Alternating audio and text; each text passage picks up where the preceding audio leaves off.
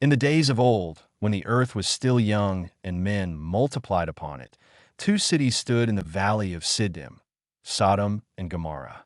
These cities, blessed with fertile lands and bountiful harvests, became the center of commerce and wealth.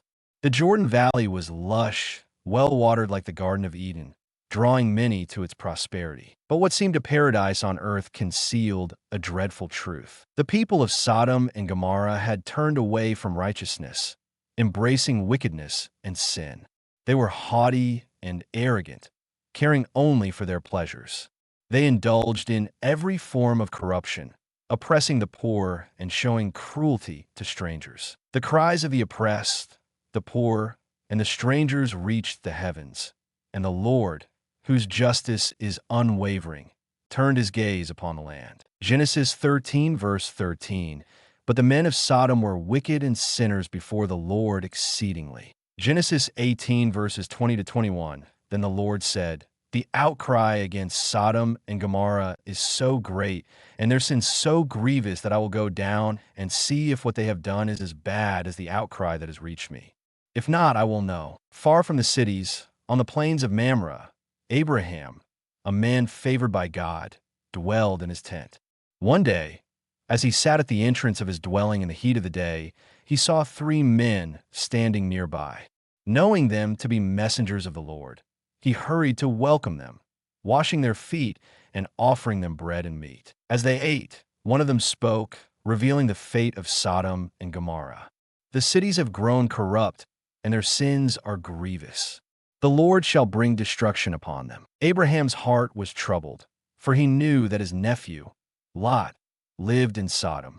With a trembling voice, he spoke to the Lord, pleading for mercy. Genesis 18, verses 23 to 25. Then Abraham approached him and said, "Will you sweep away the righteous with the wicked? What if there are 50 righteous people in the city? Will you really sweep it away and not spare the place for the sake of the 50 righteous people in it?" The Lord, in his mercy, agreed. "If I find 50 righteous people in Sodom, I will spare the whole city for their sake." Abraham, emboldened, continued his plea, reducing the number to 40, then 30, then 20, and finally 10.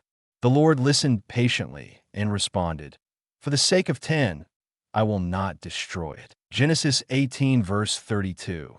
Then he said, "May the Lord not be angry, but let me speak just once more.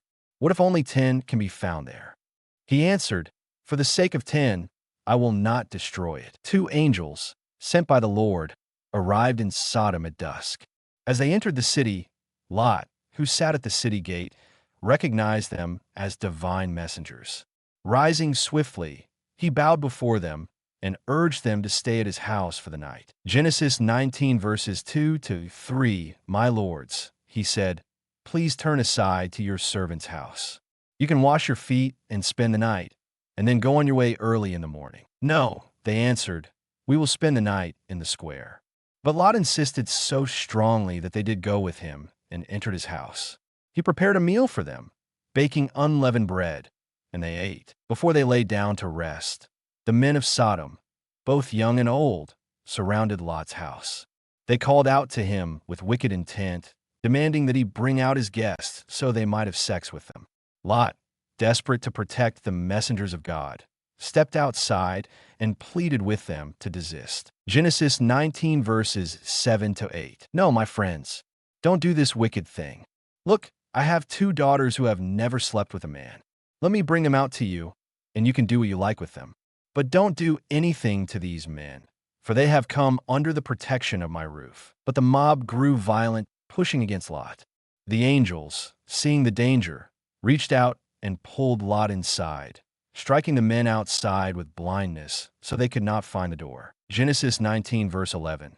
Then they struck the men who were at the door of the house, young and old, with blindness so that they could not find the door. The angels turned to Lot with urgency. "Get your family and leave this city, for the Lord has sent us to destroy it." Lot ran to his sons-in-law and urged them to flee. "Hurry, the Lord is about to destroy the city." But they thought he was joking and refused to leave. As dawn broke, the angels took Lot, his wife, and his 2 daughters by the hand, leading them out of the city. Flee for your lives. Do not look back and do not stop anywhere in the plain. Flee to the mountains, or you will be swept away. Then, as the sun rose upon the land, the judgment of the Lord fell upon Sodom and Gomorrah. Genesis 19 verses 24 to 25.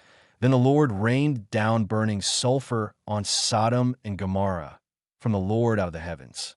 Thus he overthrew those cities and the entire plain, destroying all those living in the cities, and also the vegetation in the land. Flames consumed the wicked cities, and the smoke rose like a furnace.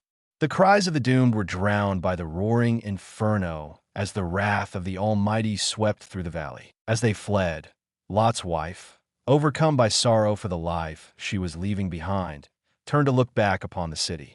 In an instant, she was turned into a pillar of salt, frozen in time as a grim reminder of disobedience. Genesis 19 verse 26. But Lot's wife looked back, and she became a pillar of salt. Lot and his daughters reached Zoar, trembling as they beheld the devastation behind them. The cities were no more, reduced to ashes beneath the wrath of the Lord. Abraham stood on the heights of Hebron, gazing upon the plain below. Where once Sodom and Gomorrah had stood, there was now only desolation, a land scorched by divine judgment. He fell to his knees in solemn prayer, mourning for those lost. Genesis 19 verses 27 to 28. Early the next morning, Abraham got up and returned to the place where he had stood before the Lord.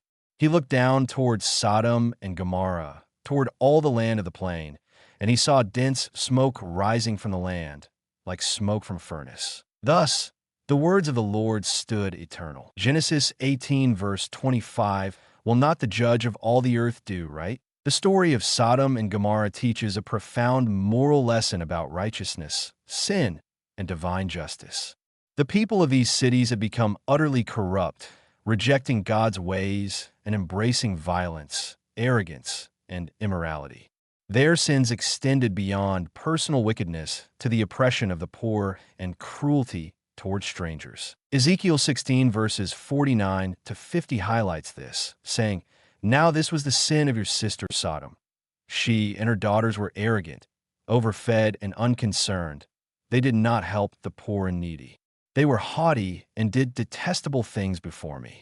Therefore I did away with them, as you have seen." This passage shows that their destruction was not just about sexual immorality, but also about their complete lack of justice, mercy, and compassion. Their fate serves as a warning that when a society fully embraces wickedness and turns from God, it faces inevitable consequences. At the same time, the story reveals God's mercy and the power of intercession.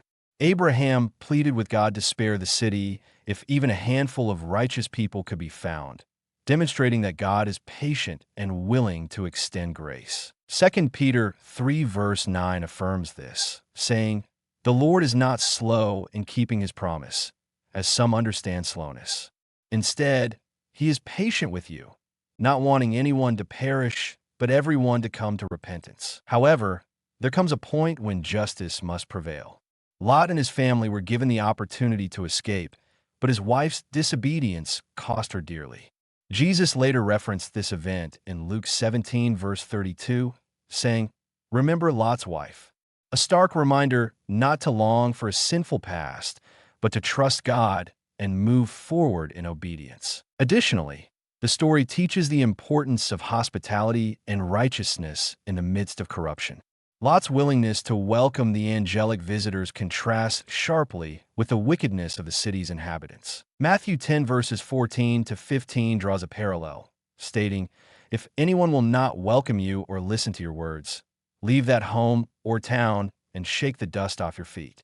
Truly I tell you, it will be more bearable for Sodom and Gomorrah on the day of judgment than for that town." This reminds us that rejecting God's messengers and refusing to live righteously carries serious consequences.